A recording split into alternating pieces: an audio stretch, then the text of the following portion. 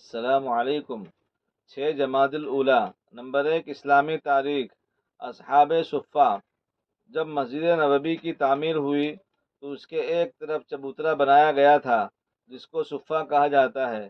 یہ جگہ اسلامی تعلیم اور تربیت و ہدایت کا مرکز تھا۔ جو صحابہ یہاں رہا کرتے تھے ان کو اصحاب صفہ کہا جاتا تھا۔ ان لوگوں نے اپنی زندگی کو اللہ کی عبادت، رسول اللہ کی خدمت اور قرآن کی تعلیم حاصل کرنے کے لیے وقف کر دیا تھا۔ ان کا نہ کوئی گھر تھا اور نہ کوئی کاروبار۔ آپ کے پاس کبھی کھانا آتا تو ان لوگوں کے پاس بھیج دیتے تھے اور کبھی خود بھی ان کے ساتھ بیٹھ کر کھایا کرتے تھے۔ ان کی تعلیم کے لیے پڑھانے والے مقرر تھے جن سے وہ لوگ قرآن کریم سیکھتے اور علم دین حاصل کرتے۔ اسی لیے ان میں اکثر صحابہ قرآن کے بہترین قاری تھے۔ اگر کہیں اسلام کی تبلیغ اور تعلیم کے لیے کسی کو بھیجنے کی ضرورت پیش آتی تو انہیں صحابہ میں سے کسی کو بھیجا جاتا تھا۔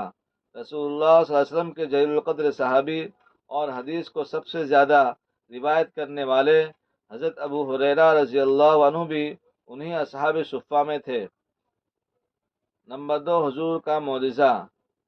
حضرت عائذ بن عمر رضی اللہ تعالیٰ عنہما کو جنگ حنین میں دوران جنگ چہرے پر ایک چوٹ لگی جس کی وجہ سے چہرے، داڑھی اور سینہ خون آلود ہو گیا، تو حضور نے اپنے ہاتھ سے اس کو صاف کیا اور ان کے حق میں دعائیں فرمائی۔ راوی فرماتے ہیں کہ حضرت عائذ رضی اللہ عنہ نے اپنی زندگی میں یہ واقعہ بہت مرتبہ سنایا۔ چنانچہ جب آپ کی وفات ہوئی تو غسل دیتے ہوئے ہم نے وہ جگہ اس پر خون صاف کرتے حضور صلی اللہ علیہ وسلم کا ہاتھ مبارک لگا تھا، بالکل سفید اور چمکدار پائی۔ نمبر 4، 3 ایک فرض کے بارے میں۔ رسول اللہ صلی اللہ علیہ وسلم نے فرمایا، اے لوگو، تم پر حج فرض کر دیا گیا ہے، لہٰذا اس کو ادا کرو۔ نمبر 4، ایک سنت کے بارے میں۔ پریشان حال کو دیکھ کر یہ دعا پڑھے۔ رسول اللہ صلی اللہ علیہ وسلم نے فرمایا، جو کسی پریشان حال کو دیکھے اور وہ یہ دعا پڑھ لے تو زندگی بھر اس کو تکلیف سے محفوظ رہے گی، لیکن آہستہ پڑھے تاکہ اس کی دل آزاری نہ ہو۔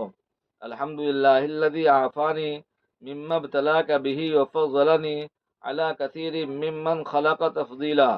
ترجمہ: اللہ کا شکر ہے جس نے مجھے اس مصیبت سے نجات دی جس میں تجھے مبتلا کیا ہے، اور بہت سی مخلوق پر مجھے فضیلت عطا فرمائی ہے۔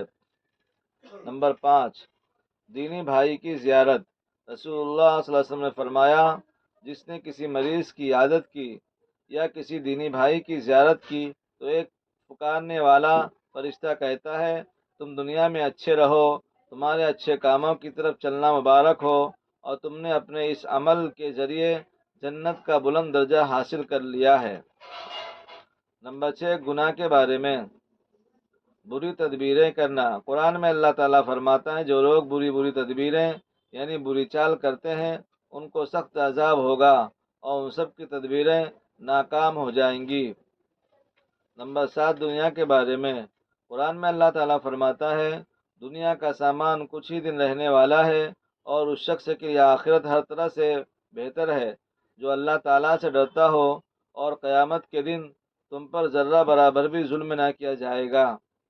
نمبر 8، آخرت کے بارے میں۔ ہر نبی کا حوض ہوگا۔ رسول اللہ صلی اللہ علیہ وسلم نے فرمایا، ہر نبی کے لیے ایک حوض ہوگا اور انبیاء آپس میں فخر کریں گے کہ کس کے حوض پر زیادہ امتی پانی پینے کے لیے آتے ہیں۔ مجھے امید ہے کہ میرے حوض پر آنے والوں کی تعداد سب سے زیادہ ہوگی۔ نمبر 9، طب نبوی سے علاج۔ رسول اللہ صلی اللہ علیہ وسلم نے فرمایا، موت سے اگر کسی چیز میں شفا ہوتی تو سنا میں ہوتی۔ ترمذی۔ فائدہ: سنا ایک درخت کا نام ہے جس کی پتی تقریباً 2 انچ لمبی اور 1 انچ چوڑی ہوتی ہے۔ اس میں چھوٹے چھوٹے پیلے رنگ کے پھول ہوتے ہیں۔ اس کی پتی قبض کے مریض کے لیے مفید ہے۔ نمبر 10، نبی صلی اللہ علیہ وسلم کی نصیحت۔ رسول اللہ صلی اللہ علیہ وسلم نے فرمایا، جب تم میں سے کسی کو کھانے کی دعوت دی جائے تو اس کو قبول کرنا چاہیے، پھر اگر وہ چاہے تو کھانا کھا لے اور نہ چاہے تو چھوڑ دے۔ اللہ تعالی ہم سب کو عمل کی توفیق عطا فرمائے۔ آپ سے گزارش ہے کہ آپ ہمارے اس پیغام کو آگے روزانہ پھیلاتے رہیں، اور جو بھائی سبسکرائب ابھی تک نہیں کیے ہیں ان سے گزارش ہے کہ سبسکرائب کر دیں۔ جزاک اللہ خیرہ۔